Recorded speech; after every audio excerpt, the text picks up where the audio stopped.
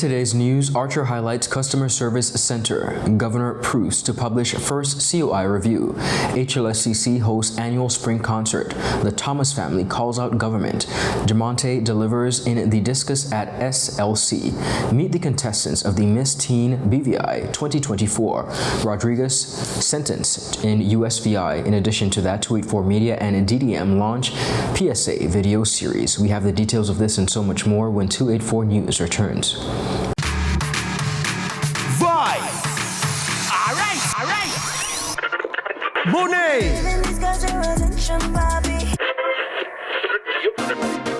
Voice!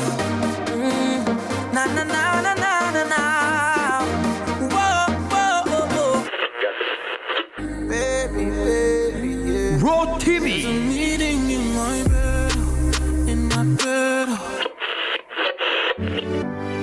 Alkaline. System we create waves like the ocean, yeah.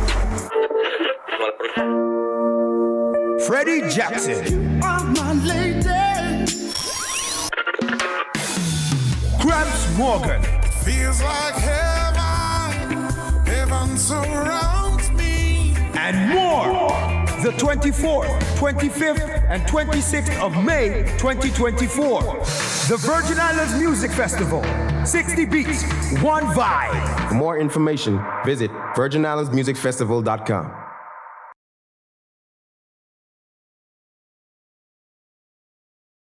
At Partners for Kids, your child's health and happiness are at the heart of everything we do. We've been the trusted medical home for children and adolescents up to 18 years old. And now, we are excited to welcome a new member to our family of healthcare professionals. Introducing Dr. Aisha Maxwell, our new family practitioner. Dr. Maxwell brings a wealth of experience and deep passion for pediatric and adult care, ready to join our team in providing first-rate health services to your family. At Partners for Kids, we believe in a collaborative approach to healthcare. With partners in occupational therapy and clinical psychology, Partners for Kids, where caring is just the beginning. Visit us at RODRIGUEZ Plaza, Tortola, open Monday to Friday, 8 a.m. to 5 p.m. Call us at 284-444-5437 or reach out at info@partnersforkids.com to learn more. Hello everyone and welcome to this edition of 284 News. It is Wednesday, May 15th, 2024. I'm Ron Grant, bringing you the very latest out of Tortola in the Virgin Islands. Happy Wednesday. Thank you so much for joining us. Beginning our newscast on the local scene, in his monthly May message, Deputy Governor of the Virgin Islands, Mr. David D. Archer Jr., took time to highlight the Customer Service Care Center under the Deputy Governor's Office, which is aimed at providing customer service care to the public on all government matters. Customer Service Care Manager Ms. Araba Brown spoke about the work being done to build the unit. At the center, we are currently seeing several different types of persons. We cater to persons with work permit issues, public service issues, issues regarding their residency, appointments. We are catering to a whole host of issues, sir, even issues regarding labor disputes as well. So you're saying, as a customer, I can interact with departments, but you and your team are here to serve you with any concerns, any questions you might have. Is that accurate? That is accurate, sir, and we are enjoying it to the uttermost. We find pleasure in serving customers. We understand the importance of making our customers happy. We want our customers to understand that we want to serve them with the way we want to be served, and we understand that customers get frustrated when they can't get departments or simple information that we should be able to share. Brown also spoke on the importance of the center to the public's good. This is especially important, sir, because I believe that we are in the business of serving and we are in the customer service business. And I believe there's a lot of things that need to be resolved in terms of public service issues. We will act as a monitoring agent for the public service under the Deputy Governor's Office to ensure we deliver efficient, excellent, and timely service. And I truly believe that we are especially important because we are the face of government, and we want to ensure that our customers understand that we care, that they are important to us, their business means so much to us, and that we love serving them on a daily basis. Additionally, she spoke on what's next for the unit. We're so excited, sir. I'm so happy you asked this question. We are very much so putting on stream very shortly of live chat. We want to ensure that we can respond to our customers 24/7, and we want to keep up with technology. We understand the importance of staying current, and we want to be competitive. We want to stay in the market, so we're bringing on live chat. We're also bringing on an application management system because we understand the importance of ensuring our customers get updates. One of the things we're hearing is that most times customers are not getting feedback or updates on applications or just their documents. So we want to make sure they know everything, they know what's happening along the different processes. So we're thinking about them. We want to also bring on WhatsApp bulk messaging. It is so important that because we have so much clients on our appointment system, we realize we have a lot of customers using our public service BVGov reported system. So we want to be able to merge all of our users together in bulk WhatsApp bulk messaging. So when we have important and vital government information, we can send a blast out to all of our wonderful valued customers all at once. The public is also being notified of the new app available for use. We also have for BVGov Reported a wonderful app.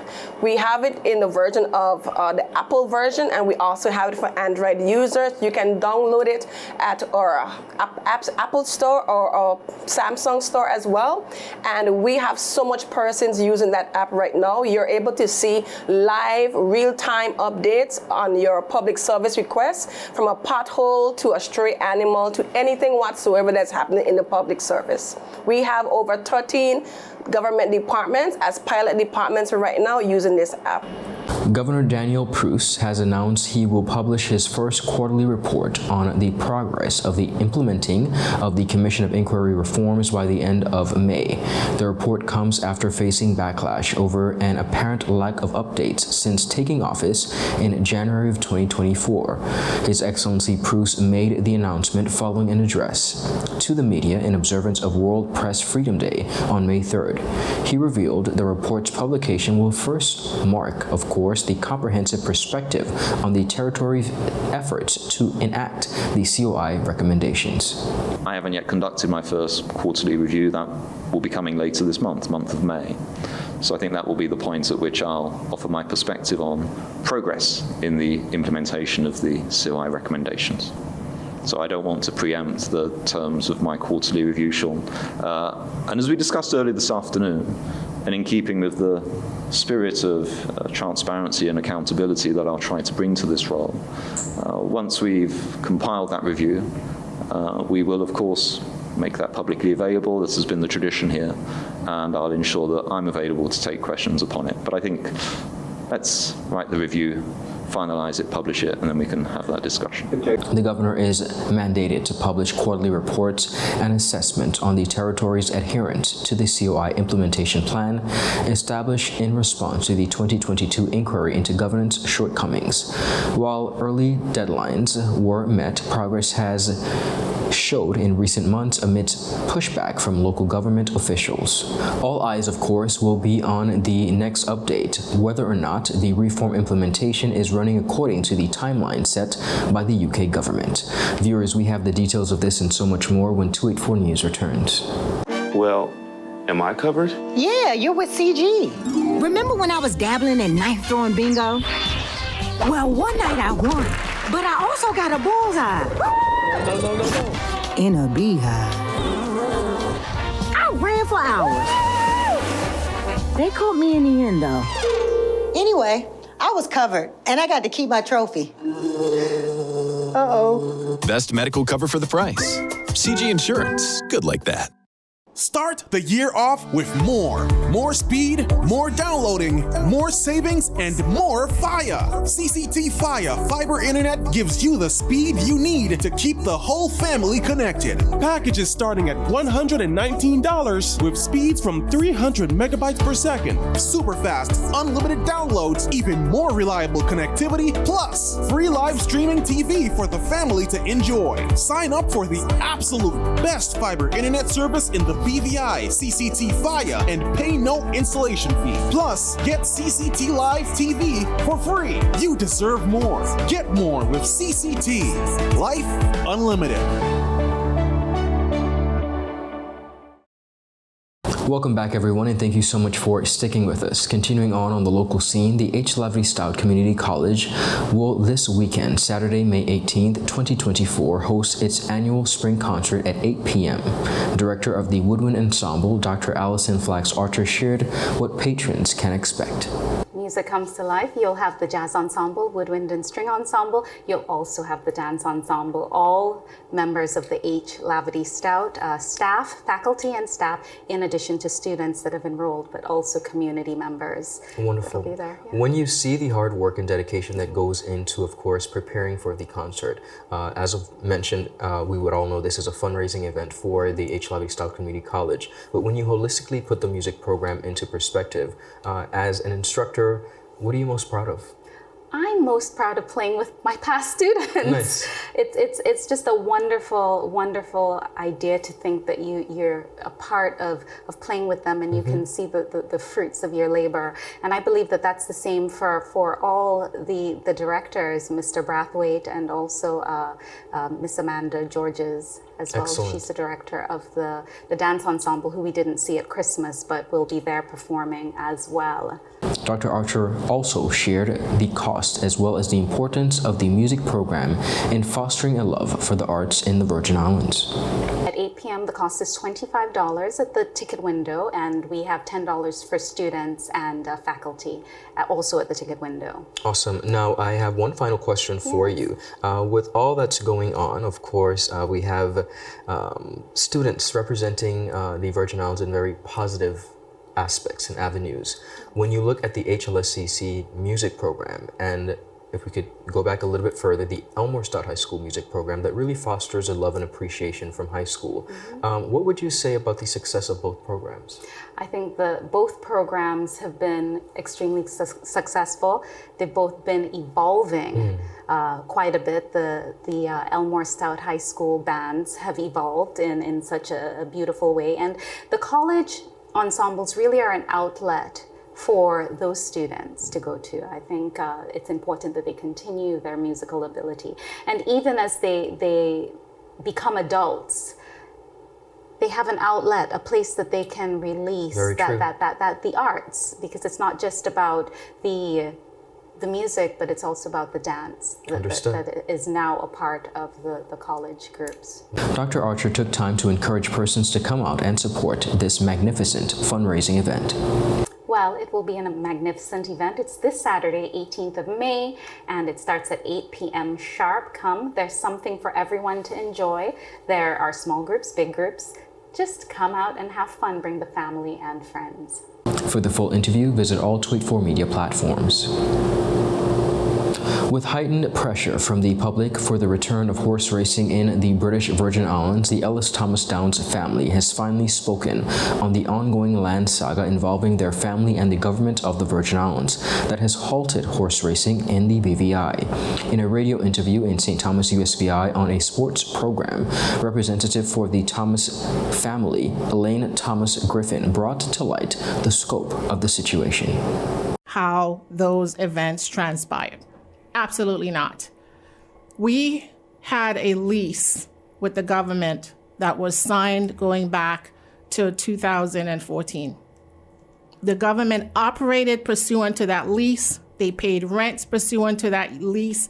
They used my family's property in furtherance of that lease from 2014 all the way up until 2022, when someone got the not so brilliant idea to walk into a meeting room with us and decided they were going to announce to us that they were canceling the lease as a result of an anomaly on the face of the document.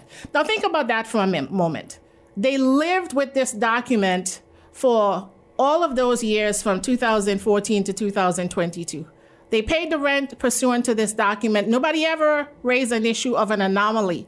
But the issue of the anomaly came about when the government was seeking to extract an advantage in negotiations with us for what the lease required as an increase. So this document we're talking about said that we're going to sign the lease with you at a rate that you are paying my father 31 cents per square foot. But in the future, in 2016, you would sit with my family and negotiate with us for adjustments to the rate of this rent. Was there a lease prior to the 2014? What is it, 2014? There wasn't a? There wasn't a lease in place. In fact, my father had stepped away from the operation of the track since about 2000, since 1984. I know this because I was on the cusp of going into my last part of my formative years in high school, and he had worked with government to do the handoff so that he no longer was the person promoting and advancing horse racing in the BVI. Premier Dr. the Honorable Natalio D. Wheatley has stated that the impasse was reached because the Thomas Downs family is demanding, and I quote, too much to rent the venue. However, Thomas Griffin said that the government is trying to pay 31 cents per square foot to rent the land, when the actual value of the land is between $9 and $64 per square foot. And at the point in time when those persons stepped back, my father negotiated for the government to take over the control of the track and to enter into a lease with them. A written lease? The unfortunate thing was that although he asked and sought and attempted at varying points in time to get a written lease from the government, somehow he was never able to accomplish that. They kept putting him off at every turn. And what folks know today is that there were several points in time when my father had to take drastic measures to continue to assure that he would collect the rent due to him under that lease, because without the ability to have a written lease in place, the government took massive liberties. They paid when they wanted to. Years went by sometimes when they didn't pay.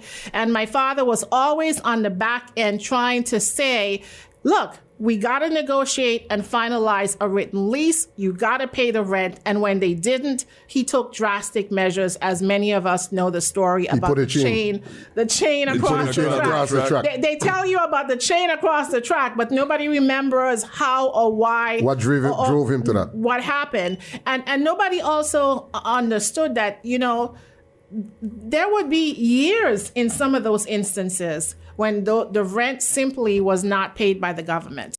Despite the reduced amount the government wants to pay, Thomas Griffin said her family has always been willing to charge less than the venue is worth, as they aren't trying to get rich off their deal with the government. But the attorney said the government has not made itself available to those negotiations, adding that she wants to set the record straight because the public view is that the government remains in negotiations within the family, which is not true.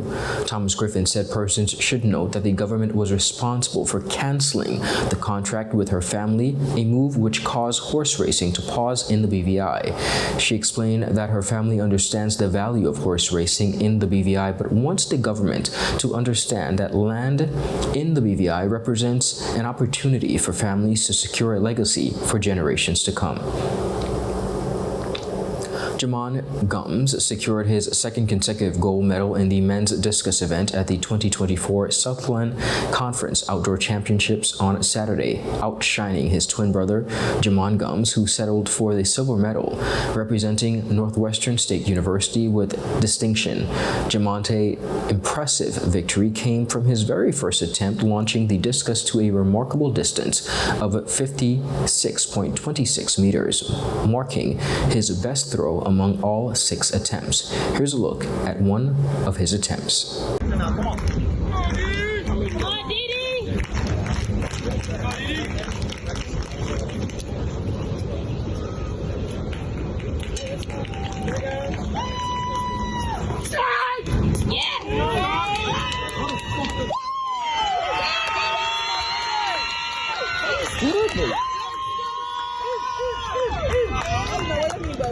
Why? Because he's come stupid. and then a gun fly.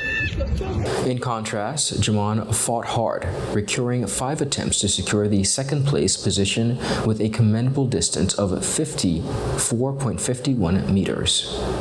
Looking for a zone check. Okay now. Come on. Let's go. Come on.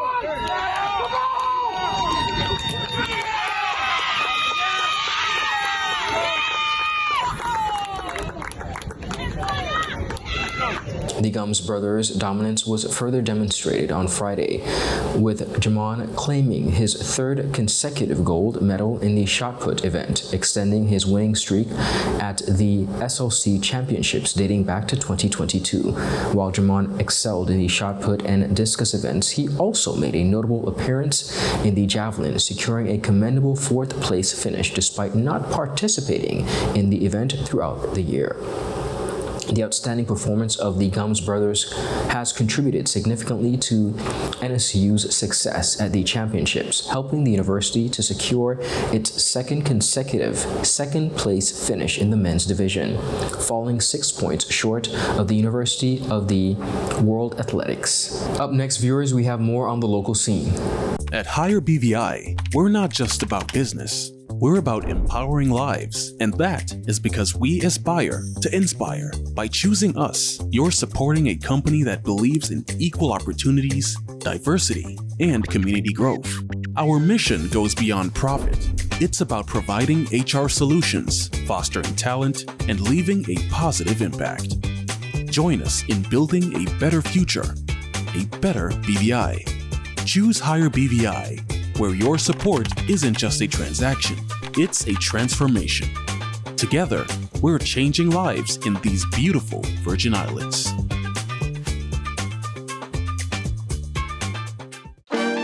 That's just not cricket. No sweat, you with CG.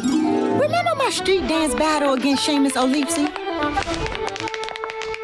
I went on to win the title of Miss Irish-ish, set to perform at nursing homes around the world. Then this happened. Seamus on you, Seamus. Anyway, I was covered. Let's bounce. Comprehensive motor cover for damage and more. CG Insurance. Good like that. Welcome back, everyone. Thank you so much for sticking with us. Continuing on the local scene, the contestants of the Miss Teen BVI pageant recently visited our studio for a featured interview with Jaka Wooding. Here's a look at their discussions. Greetings, BVI. I am Asha Heinemann, a 19-year-old sophomore attending the illustrious University of the Virgin Islands. I enjoy dancing, mokojumbi, environmental conservation, and spending time with my family and friends. I am your Miss Teen British Virgin Islands Delegate Number 1. I'm pursuing a Bachelor of Science degree in biology with the aspirations of becoming an ophthalmologist in my future. The thing that inspired me to vie for this pageant was that as an entertainer, I am not new to the stage at all. I've been dancing for as long as I could remember. But the fear of pageantry and being judged and criticized on a large basis, it scared me and it hindered me from being an all-around individual that I know I could be and I know that I am. So here I am, I'm taking the leap of faith, and I'm proud to say that I'm standing. I'm sitting now, but I'm standing. And I'm successful in this process and this journey, and I'm very excited to be able to showcase my talents and my intellect to my British Virgin Islands. Good afternoon, all. My name is Tia Herbert. I am your contestant number 2. I'm from the British Virgin Islands, Tortola to be exact. I'm a track athlete under a top-notch track club, and I'm a very social and outgoing person. My inspiration was my mom. My mom ran for Miss Fifth Form in high school, and she won her year. So it encouraged me to join a show. Not only that, but I thought it will open a lot of doors and opportunities for me, so I find this show would be it for me.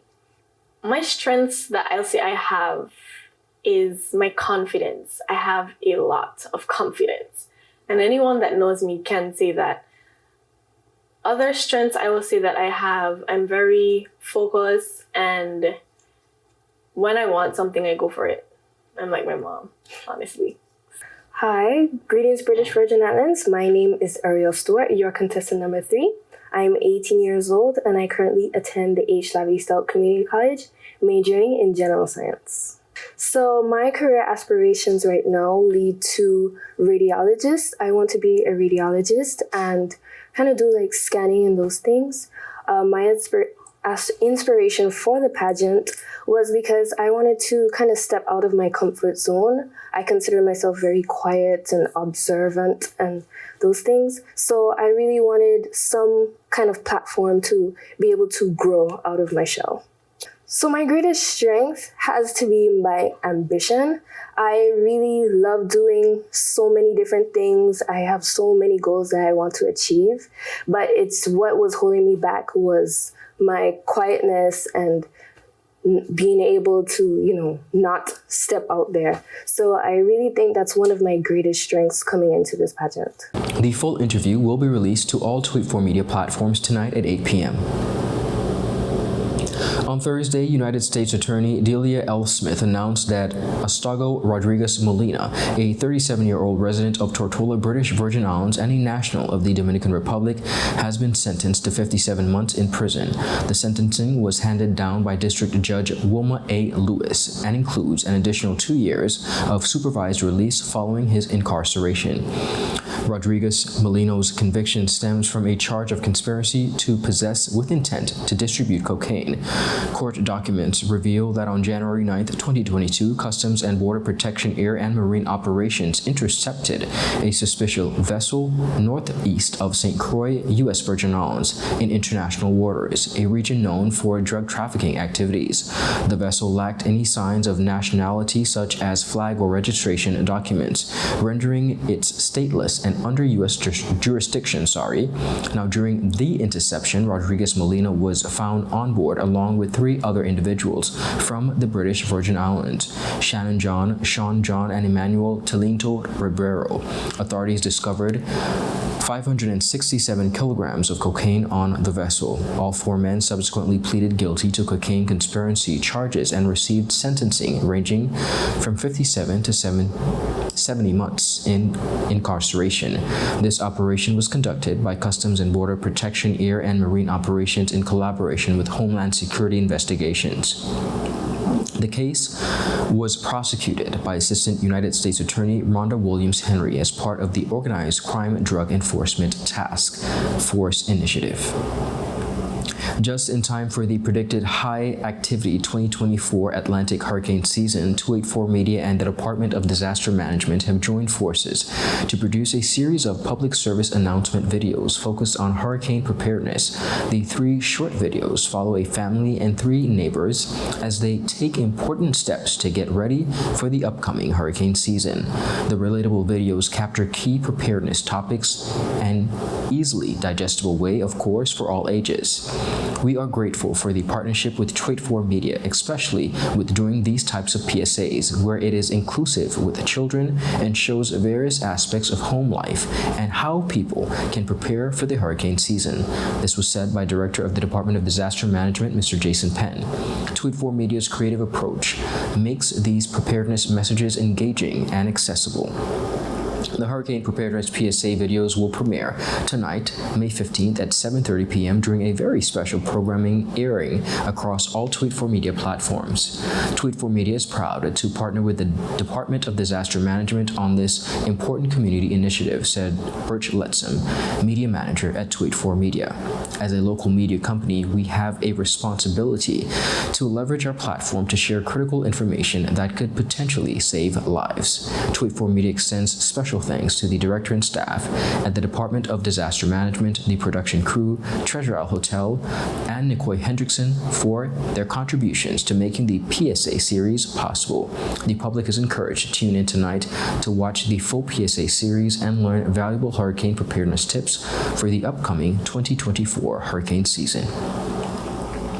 Viewers, that is it for today's news roundup. Be sure to follow us for your daily news updates at Tweet4 Media and Tweet4BVI on Instagram and Twitter. Don't forget to join our WhatsApp channel as well, and like us on Facebook at Tweet4 Media and Tweet4BVI on Instagram and formerly X, Twitter. I'm Ron Grant. I'll see you again tomorrow. Have a safe and enjoyable evening. Goodbye.